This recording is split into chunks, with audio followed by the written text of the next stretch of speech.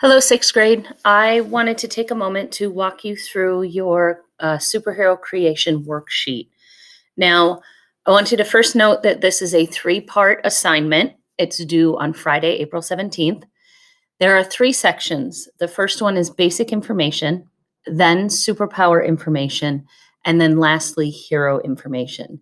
This video is going to focus on basic information, and I'm going to share with you an example of how to fill in that particular information. So first, take note, as in your previous worksheets, I've made bookmark links, so depending on which section you're working on, you'll be able to click down to that link. We're starting at basic information, which is listed first. The first two boxes are name and then alter ego or superhero name. The name you have to have, but an alter ego name or a superhero name, those are optional. So that's, for example, my superhero or alter ego is Batman, but my name is Bruce Wayne. So, but as you can see, an alter ego or superhero is optional. Then an age, you can kind of pick an age or put a rough estimate of an age. Personality, character traits. Yes, I put determined. Yes, we're all determined. I just put that there to be funny. It will not be on your copy, but maybe try to think of another word that isn't determined. You should get the joke, I hope. Then the next section is physical appearance. Next to that are any special physical features. Do you have piercings, body arts, specific types of mutations, anything that would be outside of just the basic way your character looks? After that, I have hometown or where you're from, even if it's not from planet Earth, where they live now. So describe the place, the home, et cetera, et cetera. Below that, hobbies. What does your character do for fun? A job, if they have one. They might not have a job, but if they do, and their friends and family. So I told you guys early on that I had actually made a character myself long time ago as part of a role-playing game, Marvel role-playing game. And I used her as an example for how to fill in this worksheet. So here's my worksheet. And for my name, I have Iolata. Her alter ego name or superhero name, I didn't choose this during the game. I was given it. So I have Raiju. You can look up Raiju on your own if you want to know what it is. And then she was originally called the Gardener by S.H.I.E.L.D. And if you know Marvel, you know about S.H.I.E.L.D. She was being watched, whatever. My age, it's technically unknown. But when I tried to do the math, I came up with probably roughly 29 years, but it's just a guess. And you'll find out more about that in a second. Her personality trait, she's a bit defensive, she's introvert, she's caring, anxious. When she's determined to achieve something, then she's stubborn, but she's loyal and she's also a team player. For physical appearance, she's about 5'7". She has naturally tan skin. She has purple hair. It might be long, it might be short. She has yellow eyes. She dresses in kind of a grunge style, and she has glasses that she wears so that people don't notice her yellow eyes.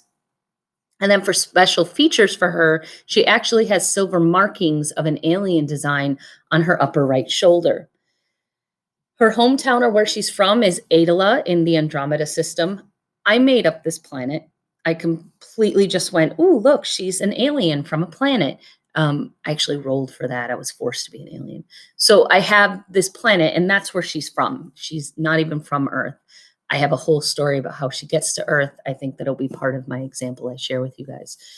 And then where does she live now? Well, here she lives in Dumbo, which is a section of Brooklyn, which is in New York City. If I want to get even more specific, she lives on the roof of an apartment building in a utility shed turned into an apartment, and she runs a rooftop garden there. And the person who took her in, because she has no resources because she's an alien. The man who took her in built that apartment for her up there, and I'd go on and on about those kinds of things. So let's go down to hobbies. Mine are really basic, and you won't know who some of these people are, but that's okay. She's a gardener. Her big thing is working with plants and things like that. She watches a lot of movies with Frank, and further down where you see family, Frank Giuseppe is actually her Earth father. There's a whole story around that. She really likes music and apparently, especially jazz, because of somebody who she's friends with.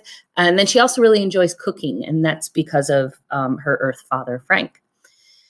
Now, does she have a job? Well, she doesn't really have a job, but she's bounced around a little bit. So I put down that she was a farmhand prior to being in New York City. She works at a place called the Brooklyn Grange, which is a uh, urban farming facility in Brooklyn. It's actually there. And she's gone in to teach some classes. It's how she made some pocket money. She also works at the St. Mary's Outreach Center, and she runs a rooftop garden for tenants on an apartment building. So I put all that information in there because it gives me a sense of, okay, I'm getting a greater picture of who she is. And then finally, friends. She's friends with Finn Ashworth. It's actually her partner in the field. Kuro Nakamura is another SHIELD agent. Rain Sinclair, who is actually Wolfsbane. She's an X-Men character. And then Sharon Carter, you might know her from the Marvel movies and things like that. She's the contact my character has at SHIELD. And then she's friends with numerous X-Men and different SHIELD agents and all of that. But again, my story is like 6 years in the making. So I wanted to trim it down. And then her family, Earth Father is Frank Giuseppe. Dr. Piosa Ganti is her father from Adela. And then she has an unknown sister. I have yet to learn anything about this person, but she's part of her story. So these are things I would want to make sure that I touch on when I'm developing that story. So this is how you would complete this first page.